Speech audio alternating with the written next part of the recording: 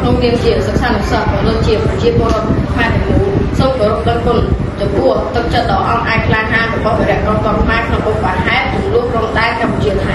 វីរៈកងទ័ពខ្មែរយើងបានពលីនិងបូជាឈាមស្រស់ដើម្បីការពារបរណភាពទឹកដីមួយនេះពួកខ្ញុំក៏ដូចជាប្រជាពលរដ្ឋខ្មែរទាំងមូលពិតជាមានមោទនភាពនិងការសរសើរចំពោះទឹកចិត្តដ៏មោះមុតអង់អាចក្លាហានរបស់វីរៈកងទ័ព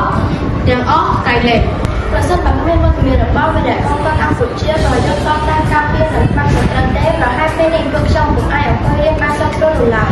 ប្រទេសកម្ពុជាត្រូវការសន្តិភាពមិនត្រូវការសង្គ្រាមឡើយពីព្រោះពួកយើងបានឆ្លងកាត់នៅភ្លើងសង្គ្រាមជាច្រើនលើកជាច្រើនសារមកហើយអ្នកខ្លះត្រូវបាត់បង់សាច់ញាតិបាត់បង់ផ្ទះសម្បែងមានការងារនិងកុមារមិនបានរៀនសូត្រជាដើមពួកយើងមានតែម្រាមដៃ10បួងសួងទៅដល់វត្ថុស័ក្តិសិទ្ធិទាំងឡាយសូមជួយតាមថែរក្សាវីរៈកងទ័ពរបស់យើងឲ្យជួបតែសុខសុវត្ថិភាពជាពិសេសនាំយកមកនៅជ័យជំនះលើខ្មាំងសត្រូវគឺប្រទេសជាតិ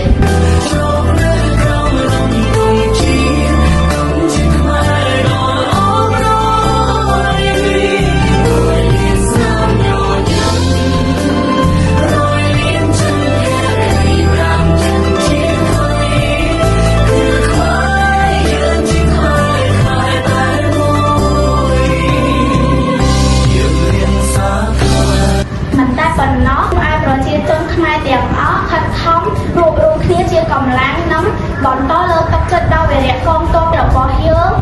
និងចូលរួមផ្ដល់ជាជំនួយស្បៀងគ្រឿងបរិក្ខារផ្សេងៗផងដែរយើងជាជាតិសាសន៍តែមួយខាងនៅលើមាតុភូមិតែមួយជាមួយគ្នាត្រូវចេះរួមរំសាមគ្គីដោយសុភាសិតមួយលើកឡើងថាសាមគ្គីរូបបែក